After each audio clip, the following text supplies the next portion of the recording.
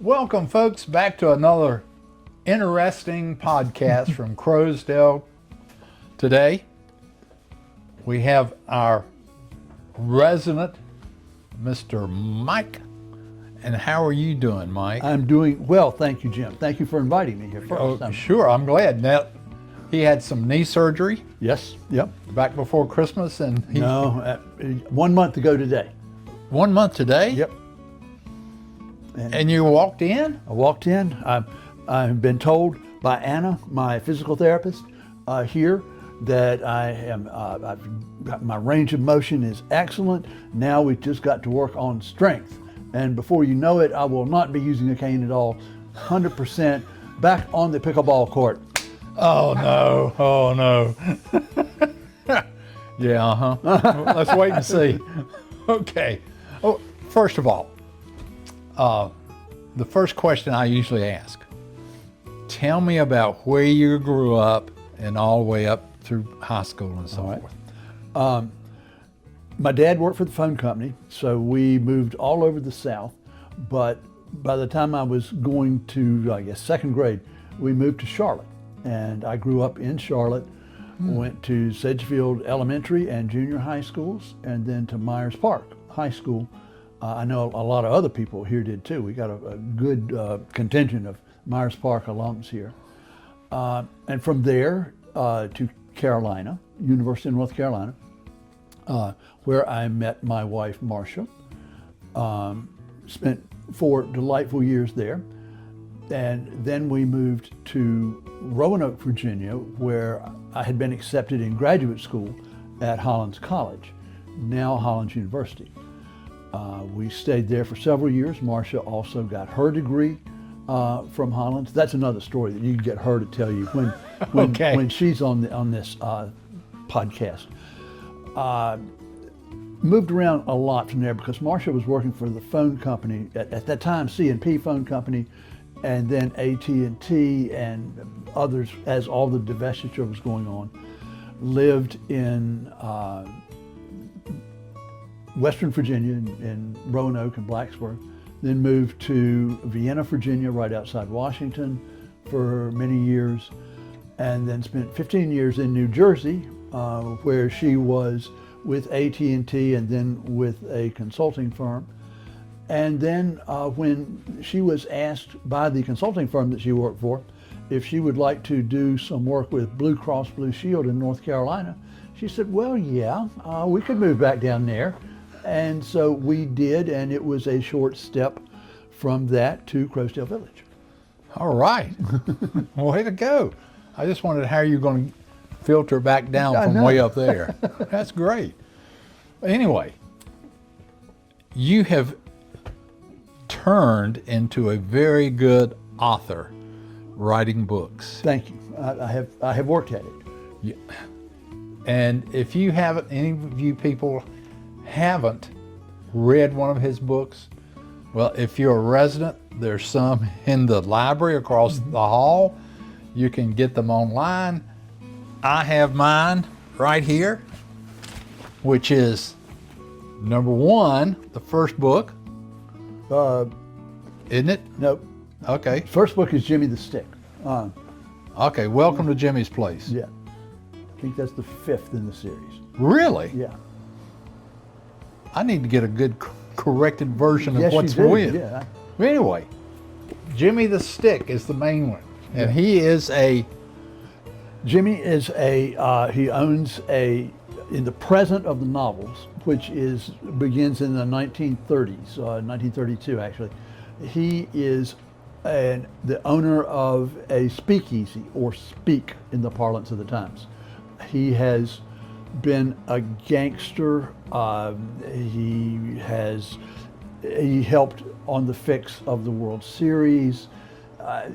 Jimmy's just had a very interesting life because as a child, the woman who ran the house, the boarding house that he lived in, had him working for Arnold Rothstein, the famous gambler, as a runner. And by the way, in all of these books, they're very closely based on fact. Arnold Rothstein did hire a lot of young boys to do things they shouldn't have been doing for him. And Jimmy proved himself to be fairly trustworthy, was entrusted with large amounts of money to move from here to there, particularly bribing various public officials. And that's his entree into that world. I won't go into all the details of it, how he came to own his speakeasy, but because of that, he gets involved in the first adventure has to do with the Lindbergh kidnapping. When that happens, a friend of his is involved in some business and needs someone to come and take care of his family, just to watch them, because there are people out there who are threatening his family. And so he needs somebody there he trusts. That's Jimmy. And after that, each book starts about 6 months after the previous book. I don't know how I stumbled into that, but I did. And so that's the kind of the sequence of the books. They're all built around, like I say, events of the time, the Lindbergh kidnapping, the bonus army down in Washington that happened a bit later. They all figure into it. All the interesting stuff from that time, and boy, there's a lot of it. That's what really gets my imagination going. And I try to read as much as I can about the real things that happen, and then make up my crazy version of it, and just tend to have fun. I stick as close to the facts as I have to. Good. So this brings up the question, is Jimmy still around? Yes, he is. At the end of the last book, Jimmy had just survived a bomb attempt on his speakeasy, and the gentleman who was behind the bomb attempt had been able, for various reasons, to walk away from it. But Jimmy was ready to walk away from it too. But he, at the end of the book, then found himself on a ship, the Ile de France, a real ocean liner of the time, with this gentleman. And the one thing we know is that this was revealed early on in the spies in Jimmy's place, that Jimmy is going to shoot this man.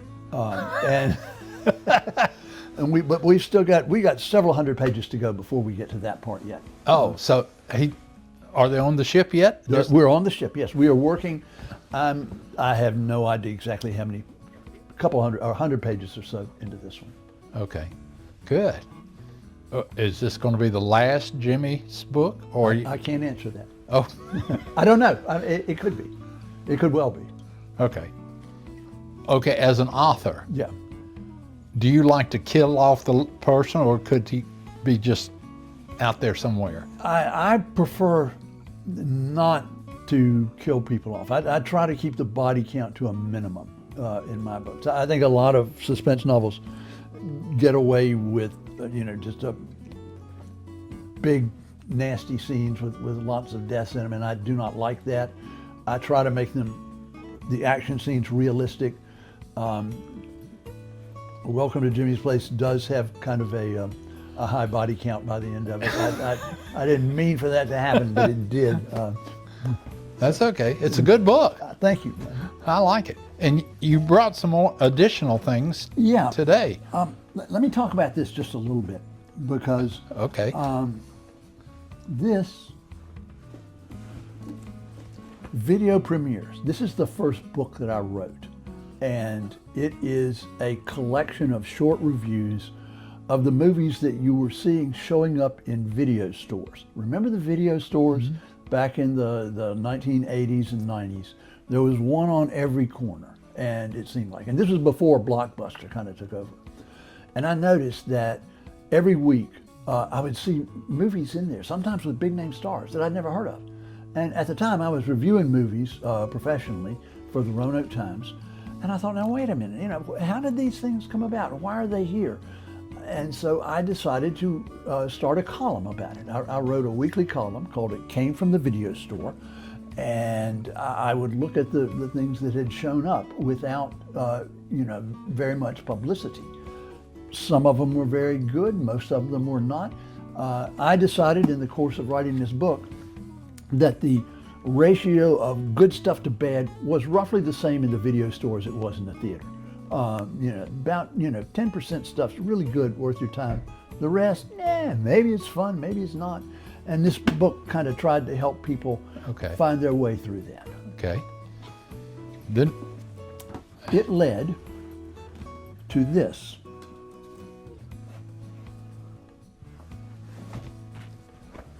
Horror show. Horror show. Video Hound's horror show. To this day, the most popular book I have ever written. I am still contacted fairly regularly by people who read this, mostly when they were kids. And just a couple of months ago, a young filmmaker out in California got a hold of me through my website and said, I see that you wrote this book, and I just wanted you to know I make horror movies now because of this book.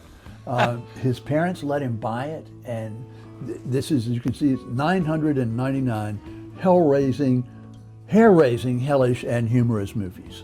It's actually more than 999, but it looked good on the cover. And this book really kind of touched people in a way. I mean, horror films tend to really get to some young people. If you see the right movies at the right age, they just stay with you forever. And somehow that got through. And it's because I think this was written at a real high watermark for the horror movie. Right before, the year or so before it came out, Silence of the Lambs had won all the big Oscars. Misery, the Kathy Bates, James Caan movie had just come out, also got treated really seriously. So we were seeing really good horror movies then before they started making all the sequels and everything else. Okay. So those were the two that really kind of got me going with film books. Okay, but how did you get away from film to Jimmy the Stick? Okay, the answer to that is very simple: the internet.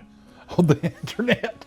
Okay. The internet made the film book market just completely tank. I did one more big film book, war movies, that is, as you can see, it's thicker than any of the rest of them. It's a more serious book.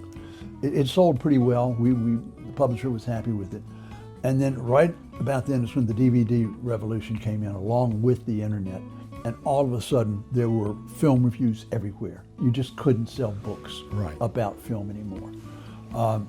And so I turned to fiction. I'd been doing some fiction unsuccessfully before, but just kind of took what I'd learned from my interest in history, particularly the New Jersey Prohibition era. Just started, working with that. Since we lived in New Jersey at the time, I could go and see some of the places I was talking about, and then those just took off. You don't see them on the bestseller list. But, yeah, that's true. But yes, there was no more market for film books. Well, when was the first Jimmy book? You remember? Yeah, 96? What? That's Jimmy and Faye. That's the second one. Jimmy the Stick was first published in, no, this is the 2020 edition. Oops. 96, 97, something like that. Okay. Yeah. All right. I just wondered because you've gotten how many altogether now? Yes, there's 6 out there now, and I'm working on the 7th. Okay. Okay. So the 5th isn't far from the first or the last. No. Great. Now, Okay. you don't know how the current book you're writing is going to end. No, I don't. And so it may end, okay. And if you don't know, then no telling what's going to happen in the end. Yeah, that's the way I usually am with these. I mean, I have a rough idea of what my big scenes are going to be and kind of how I'm going to go and between them. And I know usually kind of where the big conclusion is going to be, but not necessarily what's going to happen. If I'm not surprising myself, I'm not surprising the reader. So. Okay. Very good. This is great.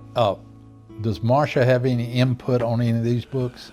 Does she read? She reads some, but mostly she will just kind of criticize and tell me, you messed up this sentence here, that kind of thing. She does not say anything about where I'm going with them. I think she's often kind of appalled that I've created these things, but she's kind enough not to say so. That's a good wife. That is indeed. I got a good woman who loves me, and I'm not going to do anything to mess with that. Great. So, this is great. Have you published anything else, or is this? Oh no, there are a few more things. I mean, I've done, I think, about a dozen books or so total. On films and stuff? Yeah. Mm-hmm. Films and popular culture. Contributed to a bunch of other things. Way to go. Well-known, published author. Published, yes. Well-known. Here, I am well-known. And right here in Crowsdale Village, folks. Mr. Mike, that's so good. It is. I mean, I'm very happy that people read the books here. They're in the library. They're in the bookstore too. I'm glad that they're out there and that people know that I've done them. It just makes me feel like it's another part of the whole experience of living here. Yep. So, should we say, move in so you can talk to Mr. Mayo? No, just kidding. Anyway, folks, thanks for tuning in. It's amazing what you'll find if you move into Crowsdale Village and who lives here. Okay? Thanks a lot. Thanks.